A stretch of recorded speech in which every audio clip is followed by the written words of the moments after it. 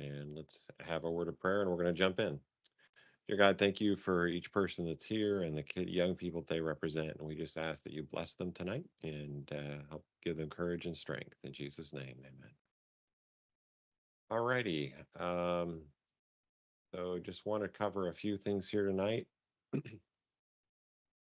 and be able to have a chance for you to ask any questions you have as well. Just a couple things. Let me just go ahead and share my screen, review a few resources that are available to you. So at the First Inspires website, if you go to programs and First Tech Challenge and then Game and Season, of course, this is kind of a hub for a lot of information for you. This is one of the hubs of information. This has game materials, which is where we're at. Season calendar, don't have to worry a whole lot, but you have robot building resources, team management resources. You've got a lot of different information here, but game materials is very important. This is where the game manuals are. There have been updates to the game manuals, and always check to see if you have the latest version. The latest version probably doesn't have anything that will affect us, but it's possible. And the latest version is dated actually for Game Manual 1 was January 10. So they put out an update to that. And if we go to that game manual and look at it at the beginning of the game manual, it does highlight where the changes are. So here's the January 1 one. So there is a clarification in 621 that teams can only be considered for the Inspire Award. Let's just highlight that one and just want to make sure that you folks are in the correct region. See if I can find this one. Let's see, where were we? 6.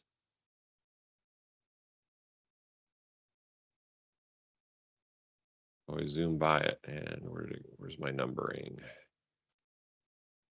We're on 7. Okay, so 6-1 here, award eligibility, and I'll zoom in on this just a little bit. So teams are eligible to be judged and considered for all awards, except the Inspire Award, at any tournament they attend. So this was the one here that's been clarified. Teams are only eligible to be considered for the Inspire Award at tournaments in their own region. If a team is competing outside of their home region, they cannot be considered for the Inspire Award, including second and third place spots. This is a clarification of a rule that kind of got introduced that we all had some questions about. So I do check with that, make sure, and just as a reminder of how that works, if you go to your first dashboard, in fact, let me come back to here. And if you find your team and you pull down team information and go to team profile, here you should have Adventist Robotics League. You wouldn't want to have, I don't know why this one actually says Los Angeles Unified School District on here, but it shouldn't be. Actually, Florida would be, I guess, the one that it would default to for this particular team, my team that's listed here, because the zip code is in Florida. So make sure you switch it from your geographic region actually to Adventist Robotics League. If you're not able to do that, you may have to contact First and ask them to make that change for you. After a certain point in time, they do lock it, and I have heard of a team having to get it corrected on the First Lego League side, and they had to request First to make that change for them. So you'd have to email First Tech Challenge. I believe it's First Tech Challenge at firstinspires.org. To be able to get that changed, and they can help you with that. So do take care of that as you're doing that. So while we're here on the first dashboard, a couple other things, of course, that are very important. Make sure that all of your outstanding tasks have been cleared. You shouldn't have any outstanding tasks. You also want to look up here by your name in the top right-hand corner, and you pull this down. There shouldn't be any red marks on this at all. So your acknowledgement forms need to be completed. Your youth protection screening needs to be completed. All these things need to be completed. Each team must have 2 adult coaches and mentors that have completed all of these and gone through the youth protection program screening. Now, the second coach doesn't necessarily have to be at the events or at your practices and that kind of thing. It could be a principal, it could be a co-teacher, it could be somebody else in the area, that's fine, but just make sure that you have all of this cleared and you have 2 adult coaches or mentors in there. Once you have that, then you will then be able there'll be a new option available to you for your youth members. And let me see if I can. Give me just a second. I'm going to stop sharing just for a moment. Let me just double check this. Um, so there is a new express enrollment. Let's see if I can find this on here. Okay, yep. So, yep. Go ahead and share again.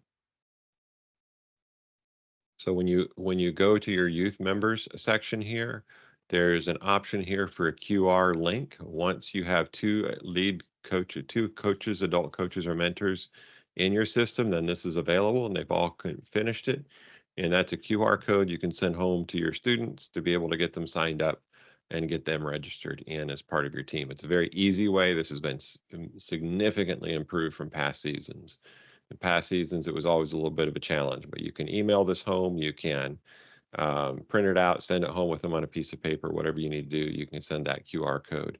They can follow that QR code, and within just a couple, I think it's 2 quick screens of information, collecting information, signing agreements, parents can put their students in your team very, very easily. So, but you must have, excuse me, you must have your 2 adult coaches or mentors to be able to do that. And all that needs to be cleared. So mine's grayed out because I don't have that. My outstanding tasks is I'm missing a payment. That's because this isn't a real team. I just did this so we had something to look at. My tax exempt form is missing because I think I checked that I was tax exempt and I've not sent that in for obvious reasons. And I'm missing a adult coach or mentor. So those things are missing there. As soon as I had those completed, then I'm good to go. So do check that and your first dashboard and make sure you have that. So that's going to firstinspires.org and logging in at that point from there, from that site. All right, any questions about that?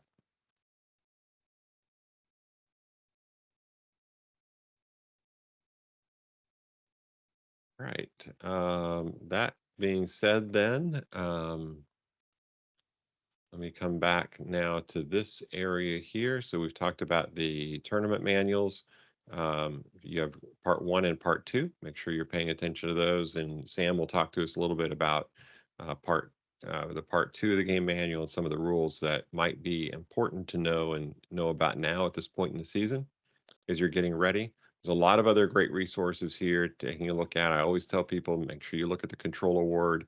That's when you actually have to submit a control award form. So there's a form you must actually fill out and submit. So consider doing that. It's always worth doing and submitting and turning in. So if you don't submit that piece of paper when you come to the tournament, then you are not eligible for that award. That's the only award that you have to submit something for.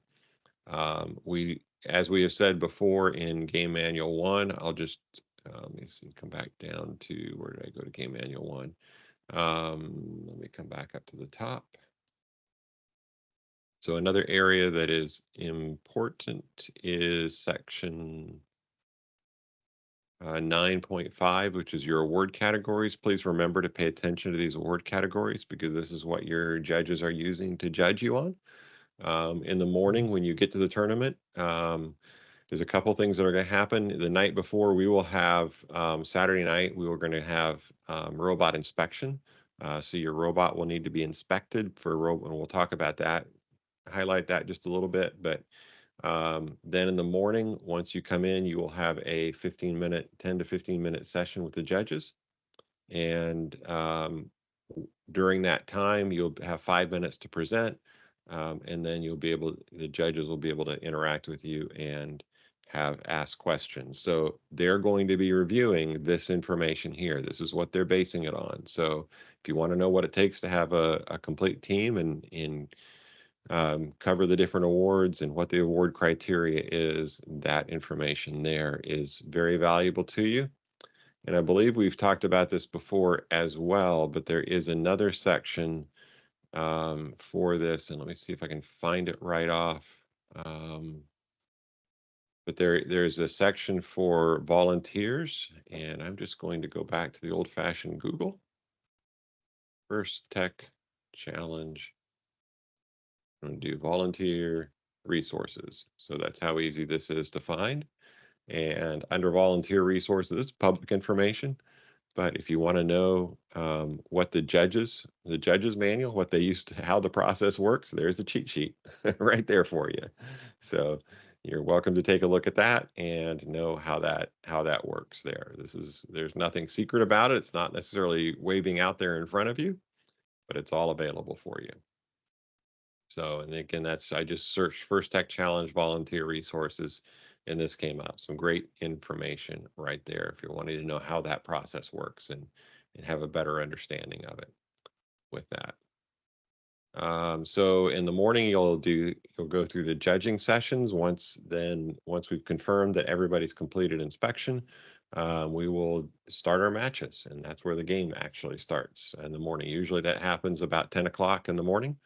And we will run our competition. Then from there, we'll have 5 to 6, depending on how things go, but a minimum of 5 qualifying matches that you'll participate in. And based on your ranking at that point in time, we'll go to elimination matches for the top team. So never write yourself off. Always, you never know how you will do. So it's always a lot of fun to see how it works and how teams work together and collaborate while they are also competing and doing the best that they can individually.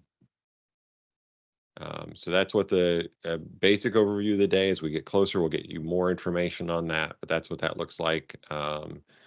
We will, since we're not doing First Tech Challenge, First Lego League at the same time, hopefully our time will be a little bit more streamlined, and we'll be able to get through the day as efficiently as possible at the same time while giving you the maximum gameplay possible, so we can all have fun and put our robots and ourselves to the test. So, all right. Any questions about anything there?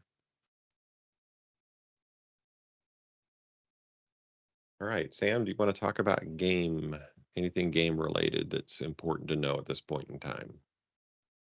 Yes, that would be great. Can everybody hear me okay? Yep, you went a little garbled, but I think we can understand you. Okay, let me know if I'm breaking up badly, and I can always leave and come back. All right. So a few things to talk about. One of those, so Mel mentioned inspection, and just I'm pretty sure I've said this at meetings like this before, but it's always worth reiterating. The inspection checklists for robot and for field inspection are in the back of Game Manual 1, and it is highly recommended that a team go through these. Like when you're getting ready for competition, when you're starting to get to the point where the question is, what do we need to be legal? You take these checklists and you go through them, because that's exactly what will happen in robotic inspection at your tournament. There will be an inspector who will have this checklist on a tablet, and they will literally be reading through the questions and confirming them with the team. So if the team has done that process a couple of times, then they're going to be in a much better place to make sure that they are legal. A couple of things to mention here. So team numbers. You need to have your team numbers on 2 sides of the robot, 180 degrees apart, both visible. So the top and the bottom is not okay, because the ones on the bottom wouldn't be visible unless you're flipped upside down. So traditionally it's on the 2 sides, but front and back is fine as long as they are visible, both of them. If they're, if the front ones are usually covered by a mechanism, not so good. Team numbers want to be 2.5 inches tall. Then you've got the alliance markers. Alliance markers are showing if you're on the red alliance or the blue alliance. There's a red square for the red alliance, and there's a blue circle for the blue alliance. You need to make those. You can make them out of any material, but it needs to be a solid red square, solid blue circle. The square needs to have a side length of 2.5 inches. The circle needs to have a diameter of 2.5 inches. They need to be mounted so that they are no more than 3 inches from your numbers, and to be on the same side of the robot as the team numbers. and you need to be able to change them for matches. So the inspector will say, show me your alliance markers, and then show me how you can change from red to blue. So those are important because we need those to effectively play the match. We need to know which robot is red and which one is blue, and also which team each robot belongs to. So then you can go through all of the other the other inspection rules, and all of these lines, they're generally abbreviated versions of the rules, but they reference the rules they're talking about. So if you go through something and you are confused about it, like what does that mean, you can go to the reference rule in the game manual and read through it, and hopefully that'll it'll become clear. So we've talked about inspection. So actually, on inspection, there's Sam, two more Sam, things. you might want to try dropping out and coming back in. I don't know about the rest of you, but it's getting a little bit more and more garbled here. So we'll let you do that if you don't mind.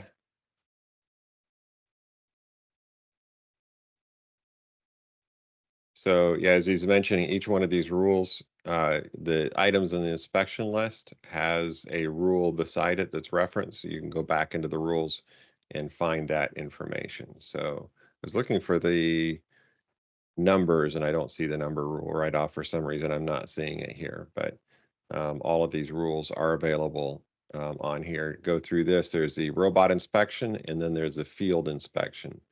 So both of these are important. The field inspection deals more with software and controlling of the robot, where the robot inspection deals more mainly with the actual how the robot's built and configured. So those are the two different areas. They're both inspections, and I encourage you just to go ahead and you could even go through it. If you have a working robot, it may not be complete.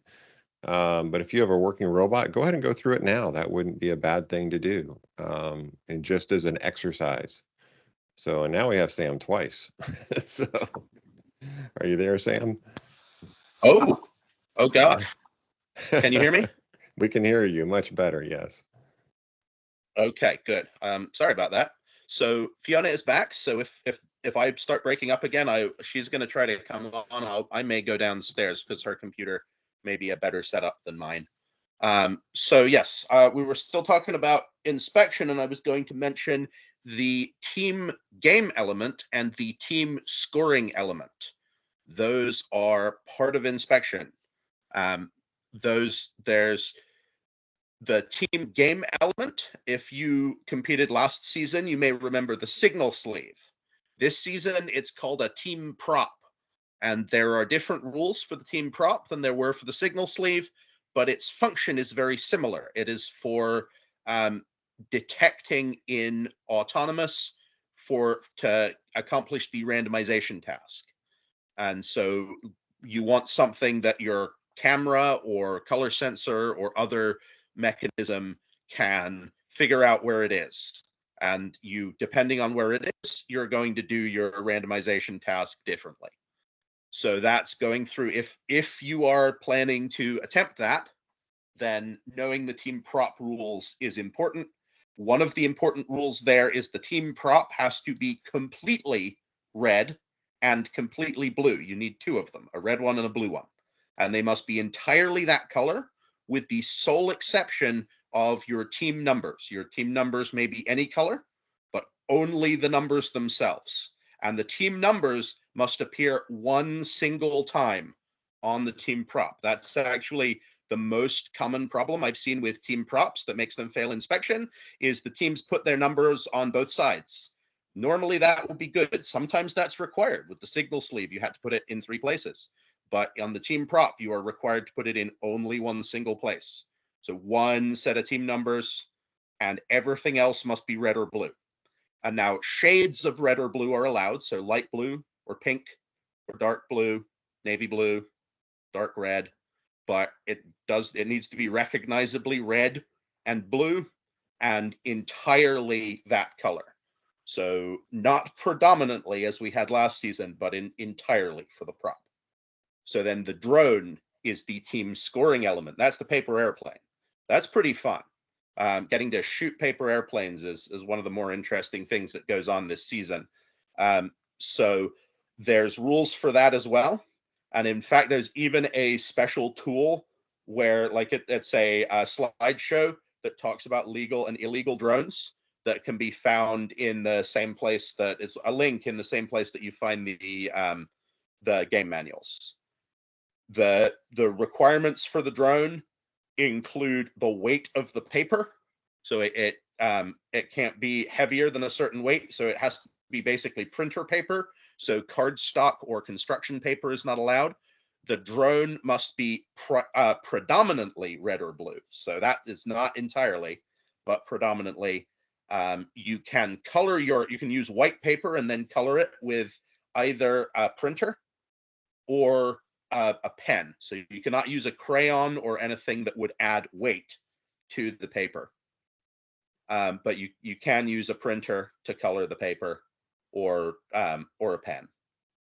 And again, you need to have a red one and a blue one. And then there is the recognizable wings and fuselage. So it needs to roughly resemble a paper airplane with wings and a fuselage. And in this document, there's a lot of conversation about what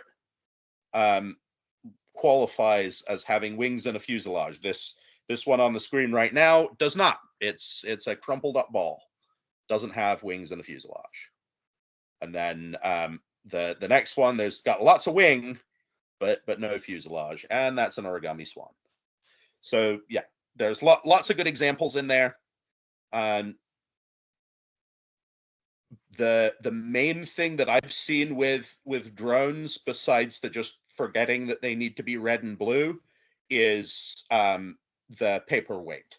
I've seen a couple teams using construction paper or cardstock, and that's not allowed. If you're concerned about whether your paper is legal, 20 pound is the paper weight term, and that's not like a sheet is 20 pounds. It's a ream that's 20 pounds, I believe.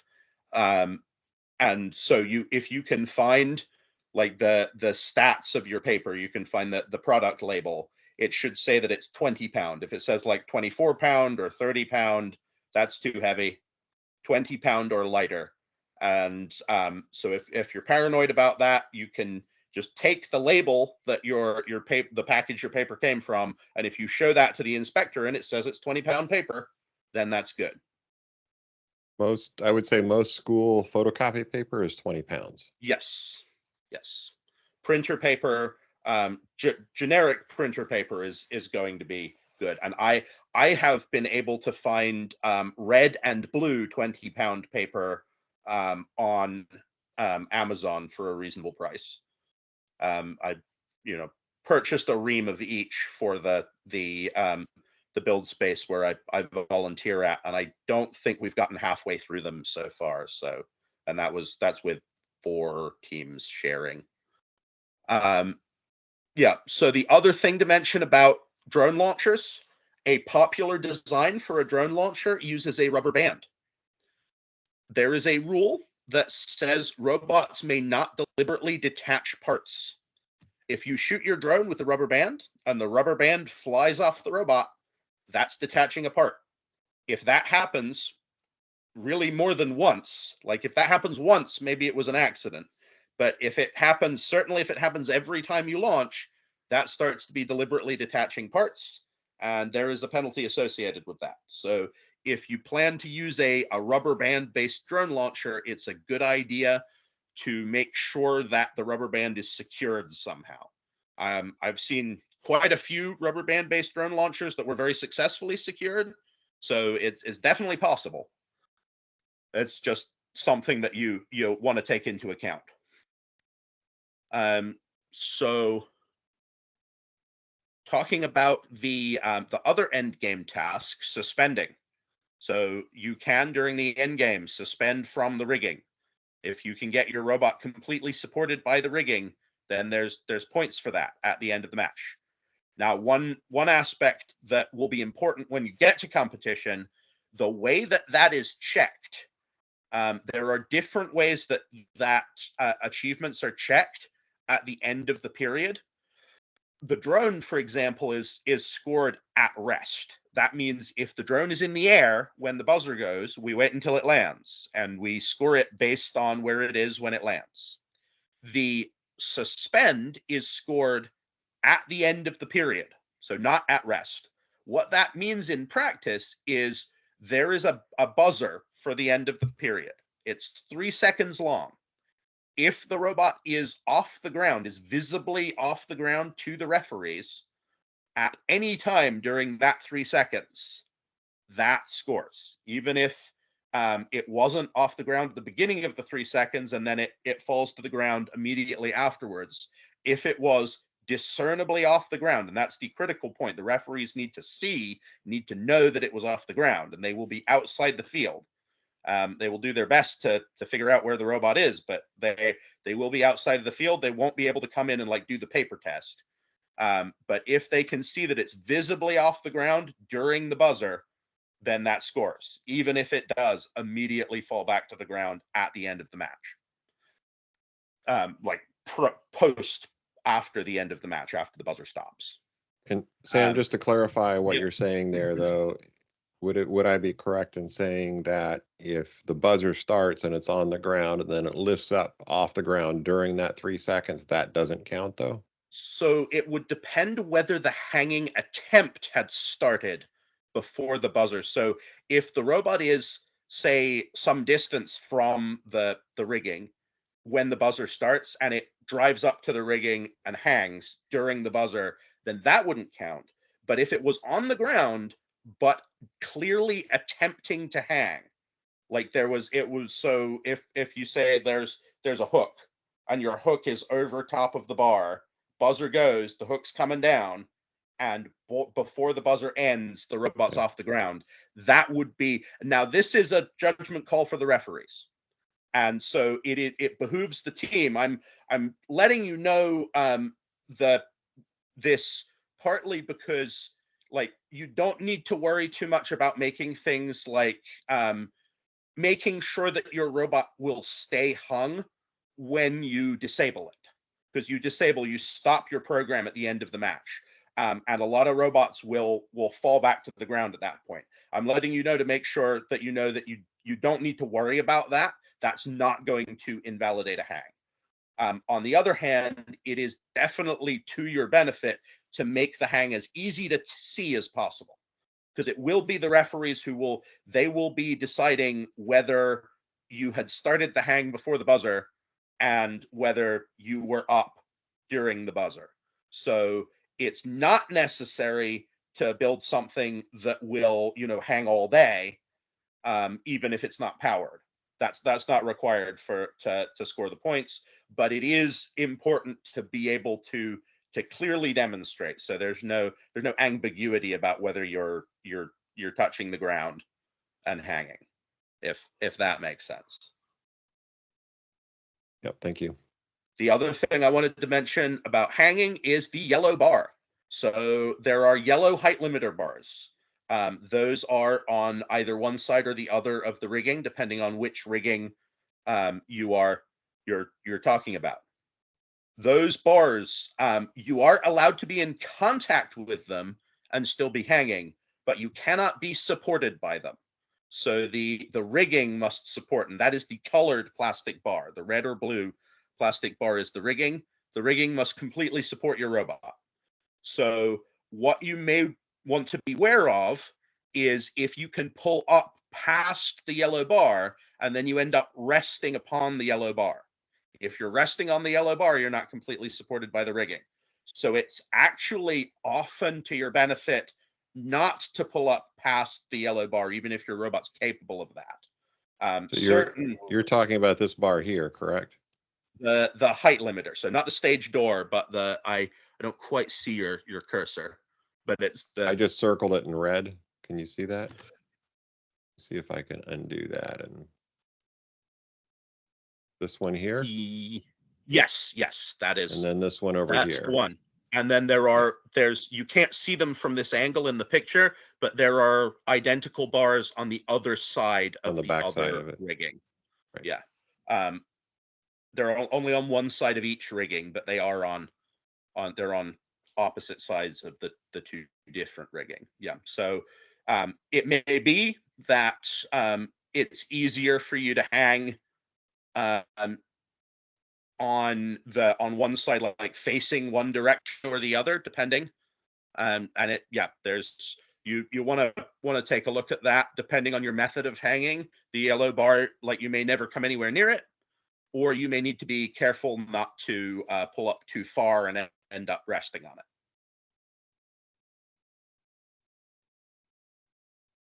I think the last thing I'm going to mention, there are, if you want to zoom in a little bit on the that picture right there, down at the bottom of the field, you can see the pixel stacks. There are 6 stacks of 5 pixels down the bottom there. So in addition to human players introducing pixels through the wings, it is allowed for robots to intake pixels from the stacks. Those are stacks of 5. If you are looking at building a mechanism to manipulate those, it's worth understanding the control rules. You're allowed to control 2 pixels at a time. There are 5 pixels in the stack, so you don't want to be controlling a whole stack at a time, because you'll be getting penalties for controlling too many. So controlling a stack of pixels, and similar to last season with stacks of cones, knocking over the stack is not considered controlling it.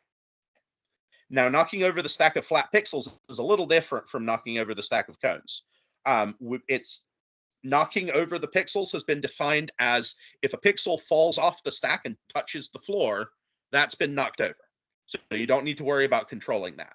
On the other hand, if you push the pixels and they don't, like, there's a stack that they don't fall off, they're still stacked on top of each other, then you could be considered controlling those.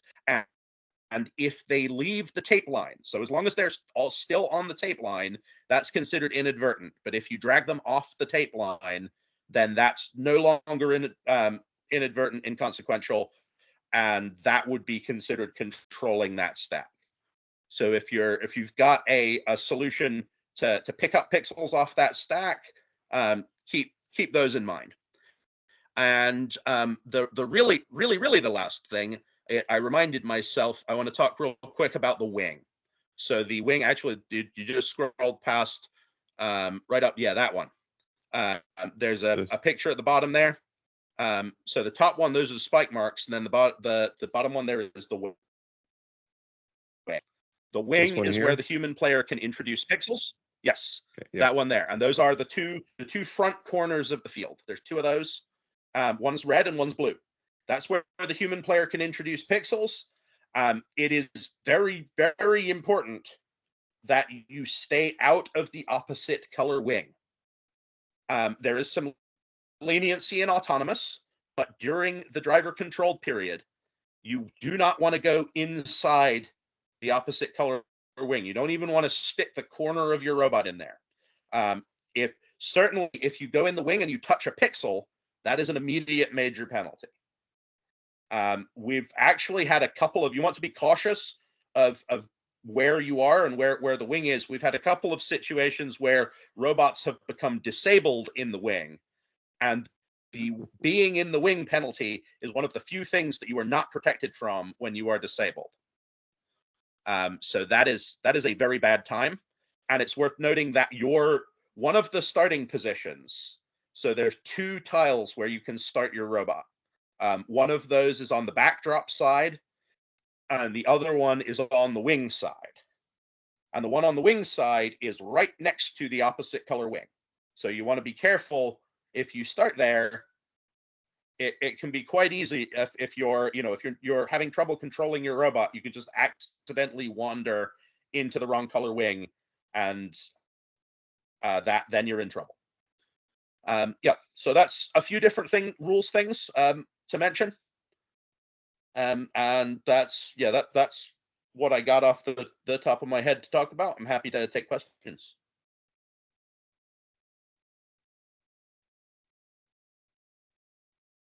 All right, any questions? And it could be questions about rules, any other questions you have.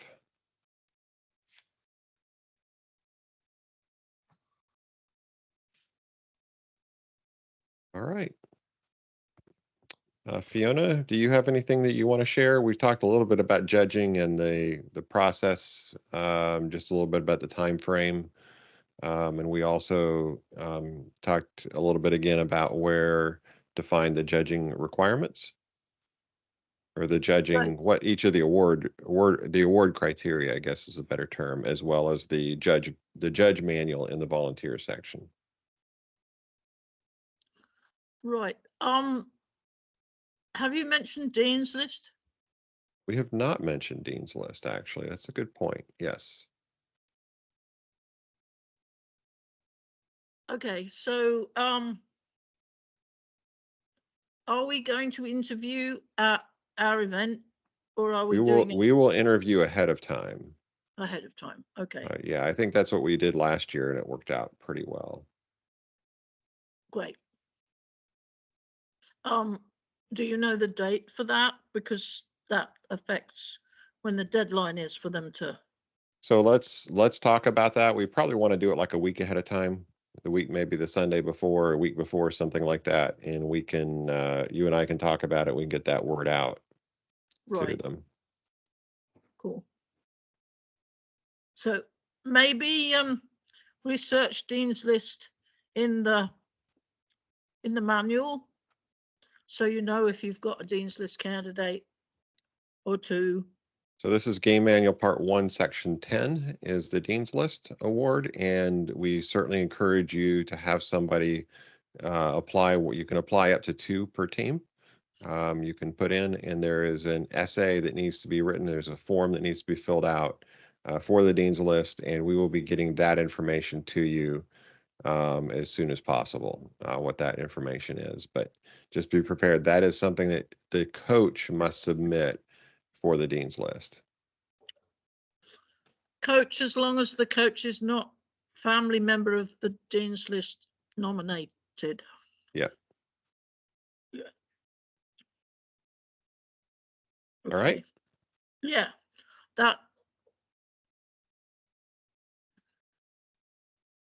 that's sort of the only thing I've got apart from what you already talked about. All right. Well, thank you all very much. That's all that I have here. If you have questions as you come through, I know there's a lot of work in getting the robots ready, that kind of thing. Certainly reach out. We're more than glad to try to find answers for you or help you connect with people who can get that answer for you. So that's all we have. Thank you very much and have a great evening.